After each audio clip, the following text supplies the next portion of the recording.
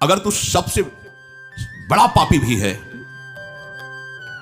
बहुत अधिक पापी भी है, तो मेरी बात मान ले, तो इस नौका पे बैठ जाएगा और पार हो जाएगा, ज्ञान रूपी नौका पे। जैसी तुम्हें पद्धति बताई उस तरह से चलोगे तो चाहे जितने बड़े पापी हो, तुम संसार समुद्र से पार हो जाओगे, परमानंद में डूब जाओगे। अपि चेदसि पापेभ्यः सर्वेभ्यः पापकृतमः। पाप करने वालों को पापकृत कहते हैं, अधिक पाप करने वालों को पापकृतर कहते हैं, और जो महापापी होता है उसे पापकृतम कहते हैं। अगर तू महापापी भी, पापकृतमः अर्थात महापापी, मतलब तुमसे बढ़कर कोई पापी हो ही नहीं सकता, वो भी भगवत प्राप्ति करने का अधिकारी है यदि ऐसे चले जैसा भगवान ने बताया। सदगुरु के पास जाके साष्टांग दंडवत करके विनम्रता पूर्वक उनकी अधीनता स्वीकार करके उनसे प्रश्न करे, जिज्ञासा करे, या वो अपनी तरफ से जो आपको आदेश उपदेश करें अक्षरशः पालन करें, तो आप चाहे जितने बड़े पापी हो आप भगवत प्राप्त कर लेंगे। कितना बढ़िया भगवान विश्वास दिला रहे हैं, भगवान कह रहे ना, इसलिए किसी और प्रमाण की तो जरूरत नहीं, क्योंकि इनसे बड़ा कोई न्यायाधीश है नहीं। जब वो स्वयं कह रहे हैं अपि चेदसि पापेभ्यः सर्वेभ्यः पापकृतमः, समस्त पापियों में भी तू सबसे बड़ा पापी हो तो भी तू जो मैंने पद्धति बताई उसके अनुसार चलेगा तो इस संसार समुद्र से पार हो जाएगा। आगे भी भगवान ने कहा अपि चेत सुदुराचारो भजते माम अनन्य भाग साधुरेव समन्तव्या सम्यक व्यवसिता ही सह। भगवान का यह कथन बड़ा सुख देने वाला है, आश्वासन देने वाला है। तात्पर्य यह है कि जो पापों का त्याग करके साधन में लगा हुआ है उसका तो कहना ही क्या है। देखो, कोई अपने को ये ना समझे कि हम बहुत बड़े श्रेष्ठ हैं।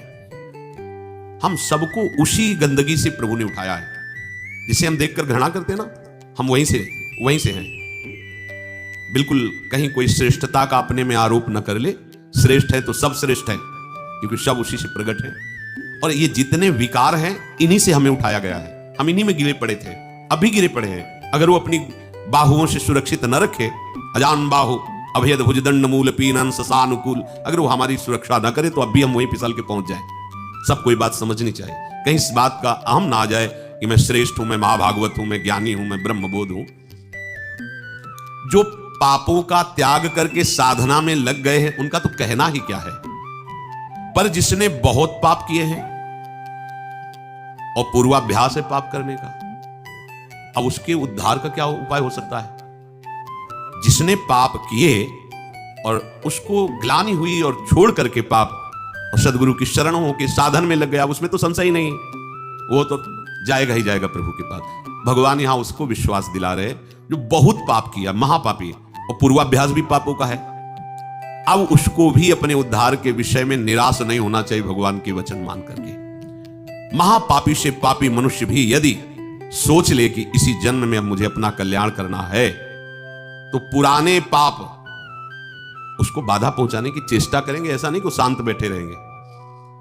वर्तमान के पाप उसको बाधा पहुंचाने की चेष्टा करेंगे, पर वर्तमान में साधु संग हो गया और उसने ठान लिया कि मुझे अपना कल्याण करना है, उस ठानने में वो उनकी बात मानेगा। वर्तमान के पापों पर रोक होनी शुरू हो जाएगी और उनकी बात मानने पर उपासना में धीरे धीरे रुचि होने लगेगी, और जहां रुचि हुई तो पूर्व पाप जो बाधक है वो नष्ट होना प्रारंभ हो जाएंगे। उसके हृदय में यह निश्चय होने लगेगा कि आज से मैं कभी पाप नहीं करूंगा। ध्यान दीजिए, ये कब हम जाने कि हमारे पुराने पाप नष्ट हो रहे हैं। तुम्हारे हृदय में जब ये निश्चय होने लगे आज से मैं पाप नहीं करूंगा, आपका हृदय इतना पवित्र होने लगा है कि पाप ना करने का, निश्चय करने का अधिकार कर रहा है। केवल भगवत प्राप्ति के लिए ही अब मैं चेष्टा करूंगा, उसके पापों का नाश होते देर नहीं लगती। जहां ऐसा निश्चय किया, फिर समझ लीजिए पुराने पाप जो बहुत समय से कर रहे हैं वो भगवत मार्ग में नहीं आने देते, आने ही नहीं देते। वो बहुत बड़े बंधन है। कहीं भगवत कृपा से साधु समागम के शब्द पड़े और ये लगा कि मैं तो महान पाप करने वाला नीच हूं, मेरा कल्याण कैसे होगा। देखो वचनों का प्रभाव, सत्संग सुनने से मेरा कल्याण कैसे होगा ये बात आ गई। अच्छा, कल्याण तो साधु महात्माओं के संग से, सत्संग से होता है, पर मेरा अभ्यास वर्तमान में पाप करने का कैसे बनेगा। उनके समीप गया, अपने कल्याण के लिए जो चेष्टा करनी चाहिए वो संत महात्मा बताने लगे। उनके शासन में ध्यान रखना है, यदि आप जैसे वाल्मीकि जी ब्रह्म के समान हो गए तो उन्होंने संत का शासन स्वीकार कर लिया। जब तक हम ना आवे तब तक ये बैठे रहना हो, तो नाम सीधा नहीं जप सकते तो उल्टा जपो, मरा मरा मरा, सिद्ध हो गए। संत का शासन संपूर्ण दुर्वासना और पाप का नाश करने के लिए होता है। जहां उस संत का शासन स्वीकार किया तो हृदय में बात आने लगती है, अब लो नशानी, अब नाम बहुत पाप किया, अब नहीं करूंगा, हो गया। ये जब आने लगे तो जान लो पूर्व जो पाप बाधक थे वो नष्ट हो गए। तभी ये बात, जो पे दुष्ट हृदय सोई हुई मोरे सन्मुख आओ की सोई। अब जे ही उसने जीवन में निश्चय किया आप केवल भगवत प्राप्ति, तो उसके सारे पाप नष्ट होने में देर नहीं लगती। अब उसे जैसे कोई पूर्व वाला देखे, कंठी बांध लिया, तिलक बांध लिया, ये हम जानते हैं, शराब पीता था, व्यभिचार करता था, कत्ल करता था, ऐसा वैसा, तो उसके लिए भगवान आदेश करे साधु रेव समंतव्या सम्यक व्यवसिता, ऐसा आप उसे साधु मानो क्योंकि मेरी शरण में हो गया है। मैं कहता हूं अपिचेत सुदुराचारो भजते माम मनन्य भाग साधुरेव समंतव्या सम्यक, कल था आज मेरा हो गया है। अब इसे आदेश करते भगवान साधुरेव समंतव्या, तुम इसे साधु ही मानो क्योंकि मैं करूंगा इसे साधु, करूं सद्यते ही। उसी के आगे श्लोक क्षिप्रम भवति धर्मात्मा, बहुत जल्दी मैं उसे धर्मात्मा महात्मा बनाऊंगा। जब बनाने वाले कह रहे मैं बनाऊंगा तो आप फिर अपने को मानने में क्या है। ऐसे उसके पाप नष्ट हो जाते हैं जैसे 100 वर्ष से घना अंधेरा छाया हो और आप प्रकाश प्रकट करें तो 100 वर्ष में ही क्या वो अंधेरा नष्ट होगा क्या ना, 1 मिनट में खत्म हो जाए वो प्रकाश, जो ही जला अंधेरा खत्म। ऐसे ही पाप नष्ट होता है। बोले बहुत पुराना पापी है और ऐसे ही खत्म हो गए, ऐसे खत्म होता है शरणागत का पाप। जैसे 100 वर्ष से साल में अंधेरा है, एक बल्ब जला, 1 सेकंड में प्रकाश हो, खत्म अंधेरा 100 वर्ष का। अब उसके लिए यह सिद्धांत नहीं कि 100 वर्ष आप प्रकाश करो तब अंधेरा खत्म, नहीं, ऐसे एक क्षण में पाप सारे के सारे भस्म शरण ने स्वीकार कर लिया। शरण ने आम तो आम सर्व पापेभ्यो मोक्षयिष्यामि मा शुचा, मैं पवित्र करूंगा कितने घंटे में, 1 सेकंड में, जा खत्म। जैसे प्रकाश हुआ 100 वर्ष का अंधकार नष्ट, ऐसे अनंत जन्मों के पाप सन्मुख होए जीव मोहि जमहि जन्म कोटि यज्ञ नासों। विश्वास करो इस बात पर। चेत प्रभु कह रहे प्रायः ऐसे पापरत मनुष्यों को यह चेतना नहीं होती कि मैं भगवत प्राप्ति करूं, संत समागम या नाम जप नाम कीर्तन, चेतना नहीं होती इनकी। ये चेतना लुप्त रहती है। ऐसा नहीं कि उनमें सामर्थ्य नहीं, पर वो लुप्त। पापवंत कर सहज स्वभाव भजन मूर्ति भावन का, उसके अंदर भाव ही नहीं आएगा भजन आदि का। तो चेत ऐसे जो पापात्मा जन होते हैं, पहली बात उनके अंदर सत्संग में जाना या भजन आदि इसकी रुचि ही नहीं हो। अगर कहीं भगवत कृपा से या किसी, अब जैसे उनके अंदर ये रहती है, उनकी पत्नी भगवत चरणारविंद की महाप्रभु की शरणागत है, आश्रित है, तो कैसा कृपा बन रहा है। वो जरूर बोलती उस समय फिर मंजीरा लेकर राधा नाम का, ये तो बढ़िया है, राधा नाम कीर्तन कर। यद्यपि ऐसा नहीं करना चाहिए, ऐसे दुर्व्यसन नहीं कर, पर दुर्व्यसन नहीं छोड़ सकते और राधा नाम स्वीकार कर लिया तो इस बात हमें विश्वास है राधा नाम की महिमा पर निश्चित आपका मंगल होगा। निश्चित आप इसी जन्म में ऐसी घृणा करेंगे कि देख लेना, निश्चित ये नाम और ये भगवत प्रीति, ये भगवत प्रीति। मैं नीच हूं, मैं पामर हूं, अधम हूं, पर प्रभु आपका नाम, आपका गुण कीर्तन, आपकी महिमा, छुट्टी 84 भ्रमंते निर्खय जुगल किशोर, ये हम सत्य मानेंगे। इस असत वृत्ति की सत्ता नहीं है और इसकी राधा नाम की चतुरासी जी की इसकी सत्ता है। इस असत वृत्ति की सत्ता नहीं है, ना सतो विद्यते भाव ना भाव विद्यते सत्ता। ये सत वृत्ति तुम्हारा परम मंगल कर देगी। यदि किसी महापुरुष का संग हो जाए, ऐसी कोई घटना घट जाए, ऐसी परिस्थिति बिगड़ जाए, ऐसा वातावरण हो जाए कि उसे उससे ऊब करके किसी संत का आश्रय ले ले, महापुरुष का, तो कोई कितना भी बड़ा पापी हो उनके प्रभाव से ऐसा दृढ़ निश्चय कर ही लेगा कि अब मुझे इस जन्म में भगवत प्राप्ति करनी है। वो संपूर्ण पापों से भली भांति तर जाएगा। सर्वम ज्ञान प्लवेनैव व्रजिनम संतरिष्यति। प्रकृति के कार्य शरीर और संसार के संबंध से ही पाप होते हैं। जितने पाप होते हैं वो देहाभिमान जब होता है, और देहाभिमान में इंद्रियजन्य सुखों की भोग लालसा ही पाप कराती है। और जब संत संग होता है तो संत संग का प्रभाव होता है सर्व संबंध विच्छेद। ध्यान दीजिए, आप सरिस चाहे सबकी ना, संतों का स्वभाव और प्रभाव आप सरिस जैसे वो हैं वैसे बनाना चाहते हैं, या आप सरिस चाहे आपको भगवत स्वरूप बनाना चाहते हैं। संतों के संग का प्रभाव सर्व संग पहो हिमाम, सर्व संबंध विच्छेद, शरीर से, अंतःकरण से, इंद्रियों से, शरीर संबंधियों से, भोगों से। अगर ये नहीं तो संत संग नहीं हो रहा। संबंध विच्छेद, संबंध पुष्टता ये अविद्या का संग है, संबंध विच्छेद यही ज्ञान है, यही अज्ञान के नाश का स्वरूप है। ये अहमता ममता एकमात्र प्रियालाल के चरणों में समर्पित, कोई संबंध नहीं। ध्यान देते हो इस बात पर? ओ नहीं, ये वो प्रपंच ला दे घूम रहे हो। जय श्री हरिवंश प्रपंच बंच सब, ये काल ब्याल को खायो, ये जिये जान श्याम श्यामापद कमल संग शिरनायो। सर्वम ज्ञान प्लवेनैव व्रजनम संतरिष्यति।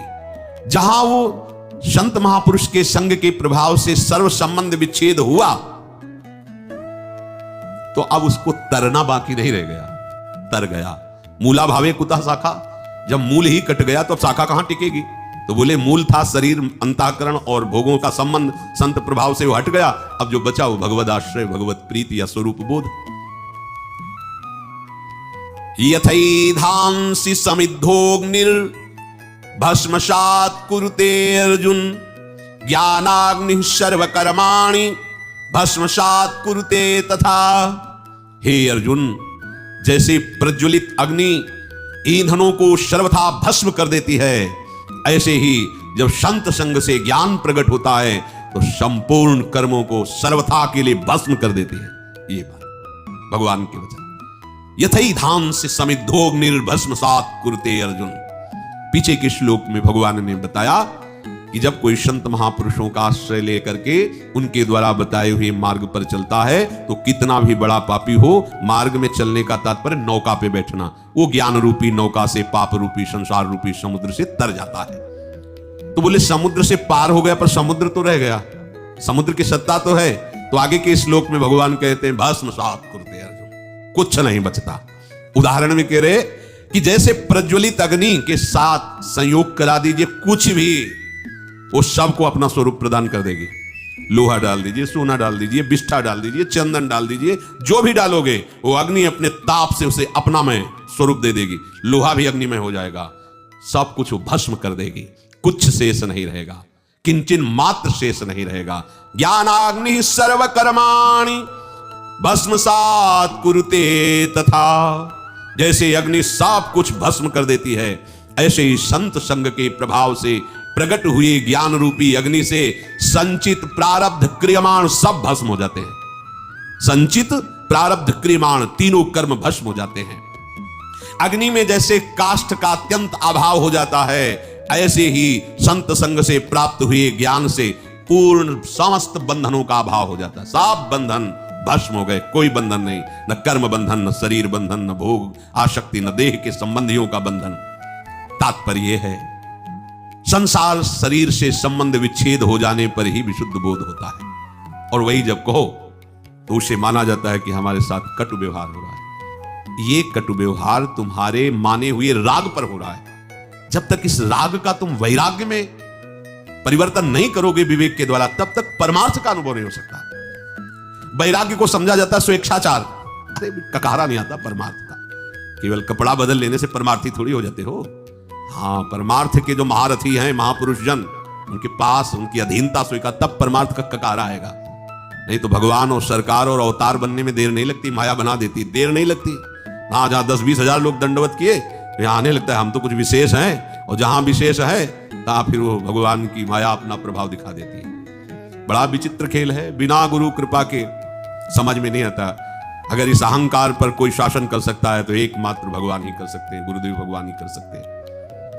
संबंध विच्छेद होने पर ही आपको परमात्म तत्व का अनुभव होगा। बैठा लो इस बात को। शरीर से अपनापन, शरीर संबंधियों से अपनापन, भोगों से अपनापन हटाना ही पड़ेगा यदि भगवत प्राप्ति करना चाहते हो।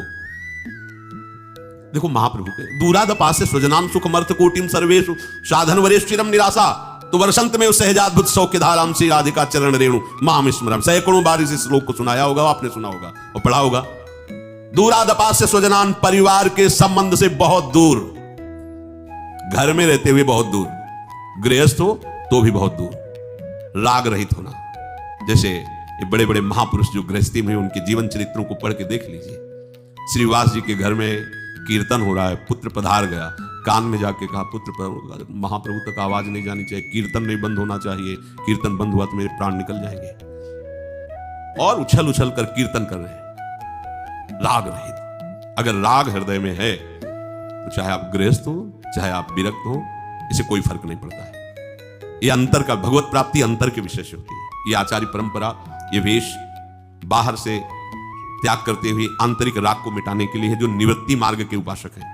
नहीं तो जो निवृत्ति मार्ग के प्रभु हैं वही प्रवृत्ति मार्ग के प्रभु हैं। जो भगवत प्राप्ति निवृत्ति मार्ग को होती है वही प्रवृत्ति मार्ग को होती है। बस अपने सिद्धांत से चले, दोनों को ही वैराग्य धारण करना होगा। एक को बाहरी और आंतरिक दोनों, और एक को केवल आंतरिक बाहरी व्यवहार में रहते हुए भी वो भगवत प्राप्ति वैसे ही करेगा। संबंध विच्छेद, ये बड़ी जोर की बात है। संबंध विच्छेद बिना संबंध के नहीं हो सकता।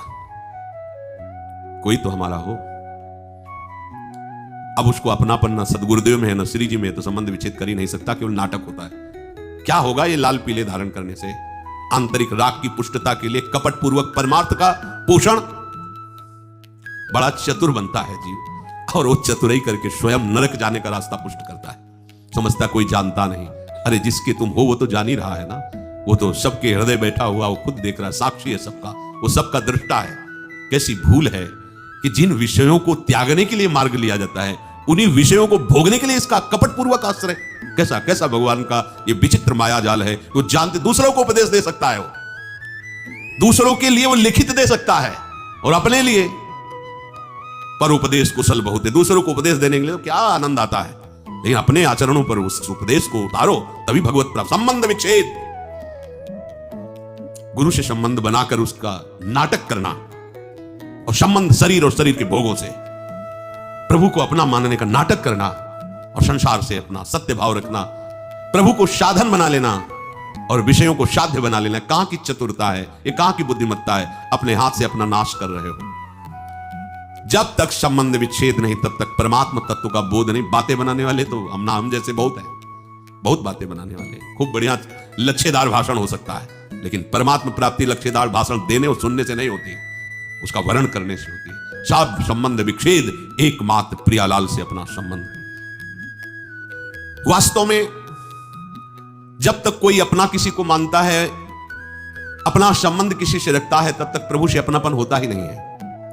जब तक अपने लिए कर्म करता है, अपने लिए भोग सामग्री मानता है, तब तक वो भगवत भाव में प्रवेश ही नहीं पाता है। जैसे देखो, आप चिंता मत करो, आपका भरण पोषण पूरा निर्वाह प्रभु पहले से कर रहे हैं, आप जान नहीं पा रहे हो। कल किसी ने प्रश्न किया था कि अगर माता पिता न रहे अमुक के, फिर उसका भरण पोषण कौन करेगा? ये भगवत शरणागतों के मुख में ऐसी बातें नहीं होनी चाहिए। आज तुम जिनके द्वारा पोषित हो, वो भी उसी के द्वारा पोषित है, उस प्रभु के द्वारा। आज तुम्हारी वो रक्षा कर रहा है, लेकिन तुम किसी को अपना माने इसलिए समझ नहीं पा रहे हो। कल वही तुम्हारी रक्षा करेगा, वही भरण पोषण करेगा। व्यर्थ में चिंता मत करो। ये चिंता तभी होती है जब चिंतामणि श्री स्वामी जी के चरणों से आपने संबंध नहीं स्वीकार किया है। चिंता करने की जरूरत नहीं है। अपने जीवन से हम जानते हैं। हम अपना उदाहरण इसलिए देते हैं कि अपने हृदय की बात हम आपको बता सकते हैं। एक आदमी भी पानी देने के लिए नहीं था। अगर हमें औषधि चाहिए तो मुझे पैसा मांगना पड़ेगा। जो माने हुए अपने को हैं धनी, उनके पास जाके निवेदन करना होगा। लगता था आगे क्या होगा। ज्यादा वर्षों की बात नहीं, 14 वर्ष 15 वर्ष पहले की बात। अगर हम मांगने गए तो उधर पोषण के लिए रोटी है, नहीं तो नहीं है। हम पानी उठा के पिए तो है, नहीं तो नहीं है। दवा लेने के लिए पैसा मांगने गए तो है, नहीं तो नहीं है। कल के लिए विचार कभी आते थे कि क्या होगा जब हम उठ नहीं पाएंगे, जब हमारी किडनी इस स्तर की हो जाएगी, तब क्या होगा, क्या होगा। अंदर से अरे शरीर छोड़कर प्रभु के पास जाएंगे और क्या होगा। इसीलिए तो हम भगवत मार्ग में हैं। प्रभु से मिलन के लिए चिंता क्यों करते हो? एक प्रश्न उठता है जीवत्व को लेकर, व्यवहार को लेकर के। लेकिन आराध्य देव की कैसी कृपा, कैसी लीला, प्यार करने वाले, सेवा करने वाले, सेवा की शौन व्यवस्था जैसे आकाश से गिरती ना, ऐसे गिरी है, ऐसे गिरी है। ये कोई न सोचे हम वृंदावन वास कर रहे हैं, बुढ़ापे में हमारी कौन सेवा करेगा, हमारी कौन व्यवस्था करेगा। हम अपने हृदय की बात कह रहे हैं। आगे आगे जैसी आवश्यकता हुई वो इसलिए दिखाया कि तुम्हारी ये स्थिति है और हमारी कृपा की ये स्थिति है। दोनों पार्ट दिखा दिए। तुम्हारी सामर्थ्य ये है और मेरी सामर्थ्य का एक इशारा ये है। हमारी व्यवस्था घूमती है, जिस व्यवस्था के लिए सोचते थे क्या होगा, उस व्यवस्था को ऐसे ऐसे बिखेर दिया। वो सर्व सामर्थ्यशाली प्रभु। कभी अविश्वास मत करो। नाड़ियों में रक्त प्रवाह, शरीर का बालक से जवान हो जाना, श्वासों का आना जाना, भोजन का पचना, ये क्रियाएं तुमसे हो रही क्या? तुम्हारे ही शरीर में ये तुमसे हो रही क्या? नाड़ियों का रक्त प्रवाह, शरीर का अवस्था परिवर्तन होना, श्वासों का आना जाना, भोजन आदि का पचना, ये किससे हो रही है? तुमसे हो रही है क्या? खाना पीना, चलना बैठना, देखना बोलना, ये किससे हो रहा है? तुमसे हो रहा है क्या? परंतु अज्ञानवश इन क्रियाओं को अपना मान लेते हैं, अपने द्वारा इन क्रियाओं का कर्ता मान लेते हैं, तो ये क्रियाएं कर्म बन जाती हैं और उसको बांध लेते हैं। क्या देखा उसका फल मिलेगा। अब जो दिखाओगे वही देखेंगे, जो सुनाओगे वही सुनेंगे, जैसे रखोगे वैसे। अभी मुक्त, अभी इसी क्षण मुक्त, बिगड़ी जन्म अनेक की, अब ही सुधरे। आज समझ में आती है बात, अब ही सुधरे। हम कर्म करके चाहते हैं मोक्ष पद, कर्म से मोक्ष पद नहीं होता, कर्म त्याग से मोक्ष पद होता है। कर्म का कर्ता भाव त्याग, कर्म का फल त्याग, जो बचा वो आपका स्वरूप होगा। शरीर संबंध, शरीर की क्रियाओं से संबंध, शरीर के भोगों से संबंध, शरीर संबंधियों से संबंध का त्याग तो बचा, वो परमात्मा स्वरूप अभी मुक्त हो गए। अभी सारी साधना इसी बात की है। जब कोई भगवत आश्रित होता है और भगवत बोध होता है, तो जन्म जन्म के संचित कर्म स्वतः नष्ट हो जाते हैं भगवत कृपा से। संचित कर्म मानो एक कमरे में बहुत वर्षों से अंधकार जमा है, एक टिमटिमाता हुआ भी दीपक लेके जाओ तो अंधकार खत्म, उतना प्रकाश हो जाएगा। समझो, देखो तो बहुत जन्मों के पापी कैसे पवित्र होंगे, बहुत समय लगेगा। अब बिगड़ी जन्म अनेक की, अब ही ये खत्म अंधकार। मन वचन कर्म से अधीनता, प्रभु की सदगुरुदेव की बात बन गई। लेकिन ये अहंकार देवता ऐसे थोड़ी अधीन होते। जब तक ठोकर पर ठोकर नहीं खाते, या तो स्वयं प्रभु पधारे और मर्दन करें इस अहंकार का। जैसे कालिया नाग था ना, जो फण उठाता अपने श्री चरणों की ऐसे प्रहार करते, श्री चरणों की चोट पहुंचाते, खून उगलता हुआ शरणागत हो गए, त्राहि माम रक्षा करो। हाँ ठीक है, ऐसे इस अहंकार रूपी जो सर्प के फण हैं, इनको हरि गुरु कुचल दें तो बात समझ। और कुचलना ऐसे, जहां प्रभु फुंकार मारता, वो तो प्रभु ही कर सकते नहीं, उसके फुंकार में सब भस्म हो जाते। काली देह में जब प्रभु कूदे तो ऐसे थोड़ी हो कि त्राहि माम शरणागताओ श्री कृष्ण, ऐसे नहीं। लपेट करके पहले उसने अपना पूरा प्रयास किया। तो अहंकार लपेट करके पहले पूरा प्रयास करेगा किसका? जो अहंकार नष्ट करने के लिए सोचेगा, चाहे हरि हो चाहे गुरु हो, अहंकार पूरा विरोध करेगा पहले। यहां आए काहे के लिए? वृंदावन काहे के लिए आए हो? जीवन को आबाद करने के लिए। यही जीवन आबाद हमारे माई से हमारे को। जीवन तो बर्बाद इधर होता है, एक एक श्वास विषयों में व्यर्थ जा रही, उसे बर्बाद कहते हैं। ये तो सत्संग है, राधा नाम कीर्तन है, यश है प्रिया प्रीतम का, और कुछ नहीं है तो व्यास भरोसे कुंवर के सोवत पांव पसार, लाडली जी के भरोसे सो रहे हैं, उनका उच्छिष्ट पाके उनके लिए जीवन व्यतीत कर रहे हैं। हो गया। जो अनुकूलता प्रतिकूलता परिस्थिति, शरीर के सुख दुख, शरीर के संबंधियों का व्यवहार अपने चित्त पर रखता, वो कैसे परमार्थ का पथिक बनेगा? ध्यान दीजिए, अनुकूलता प्रतिकूलता का प्रभाव, शरीर के संबंधियों का प्रभाव, वो असंतुष्ट हैं थोड़ा, इसलिए किस किस को हम संतुष्ट करेंगे? भगवत मार्ग में चले हैं, आप अगर सपोर्ट कर सकते तो हमारे हो, हम जानते भी नहीं कि तुम हमारे कौन हो। जाके प्रिय राम वैदे ही तजिए ताहि कोटि बैरी सम जद्य परम सने ही। सबका मंगल हुआ। तजो पिता प्रहलाद विभीषण बंधु भरत महतारी, गुरुबल तजो कंत ब्रज बनितन भे मुद मंगलकारी। ऐसा नहीं कि आप परमार्थ के पथिक होकर किसी की प्रसन्नता के लिए आप परमार्थ को छोड़े, प्रियालाल की आसक्ति को जो आप स्वीकार करने के लिए बढ़े, उनके नहीं, आप किसी का नहीं। अगर आप हमारे स्नेह संबंधी हो तो मेरे प्राण प्रीतम से मिलने का सहयोग कीजिए, अगर नहीं तो तजिए ताहि कोटि बैरिशम जद्य परम सने। इस मार्ग के पथिक में गुंजाइश नहीं होती, किसी के आंसुओं पर, किसी की धमकी पर मार्ग नहीं रुकता। ये मार्ग केवल हृदय की उत्साह संपन्न वृत्ति से भगवत मार्ग को स्वीकार किया जाता है। अब जो होगा देखा जाएगा। तो ये मार्ग अपने जो आराध्य देव का बल प्राप्त हुआ, उसके बल से चला जाए। आप लोगों को तो उपदेश मिल रहा है, सुविधा मिल रही, सपोर्ट मिल रहा है, कोई सपोर्ट नहीं। 13 वर्ष की अवस्था, कोई बस वही एक भगवान का बल, उन्हीं का निश्चय, हर जगह सावधान। नई अवस्था थी, कहीं कहीं कोई फंसाव नहीं, सीधे निकल। गंगा की धारा जैसे प्रवाहित होती है, ऐसे जीवन की धारा उन्हीं के चरणों में। अब वृंदावन आ गए। प्रतिकूलता, तिरस्कार, अपमान, क्लेश, ये जीवन का हमारा लक्ष्य है। यही हमारे लक्ष्य की पूर्ति कराएगा। कल इन लोगों से बता रहे थे, देखो अभी सर्दी नहीं आई, श्री जी ने आप सबकी व्यवस्थाएं की। हम अपनी आपको बताते हैं, कभी कभी जब ज्यादा सर्दी होती तो पास के आश्रमों में जाते तो देखते थे सब अपने अपने कंबल लिए ओढ़े, कोई पूछता भी नहीं था कि पता नहीं कंबल उड़ा दे रात में लेके भाग जाए तो। ऐसी कांपते हुए शरीर ठंडी कर फिर निश्चय किया ओढ़ना ही नहीं, हमें आश्रय ही नहीं लेना इसका। भगवत कृपा से कभी जुकाम या बुखार भी नहीं आया, भीषण सर्दी ऐसे सहते हुए। आपके अंदर सब सामर्थ्य है। रहीमन बहु भेषज कर ब्याध न छाणत साथ, खग मृग बसत अरोग बन हरि अनाथ के। इन दवाइयां खा के व्यवस्था करके भी कभी जुकाम नहीं, 10वें वर्ष कभी जुकाम नहीं हुआ। भीषण सर्दी गर्मी बरसात हर ऋतु को वो शरीर सामर्थ्यशाली और भगवान वैसी कृपा करते हैं।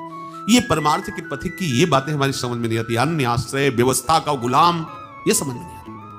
तुम भगवत प्राप्ति के लिए निकले हो, संबंध जीव के बनाए हुए हो। न शरीर से संबंध विच्छेद, न भोगों से संबंध विच्छेद, न परिवार से संबंध विच्छेद। चना एक बार भुन जाए फिर निश्चित उसे खेत में बो दो, खूब खाद लगाओ, अंकुरण नहीं होगा। एक बार तो भुनने दो इसे, एक बार तो आग में जलने दो इसे, एक बार तो वासनाएं भस्म होने दो। शुरुआत में ही तुम वही सिद्धावस्था धारण कर लोगे तो कैसे बात बनेगी। अनुकूल प्रतिकूल परिस्थिति साधक को सुखी दुखी नहीं करती। जो भगवत मार्ग का पथिक होता है, का लक्ष्य होता है भगवत प्राप्ति, तो ऐसे उपासक के संचित प्रारब्ध क्रिमाण ये सब भस्म हो जाते हैं। कर्मों से उसका कोई संबंध नहीं रह जाता, वो जीते जी जीवन मुक्त हो जाता है। शेष श्री राधा वल्लभ लाल।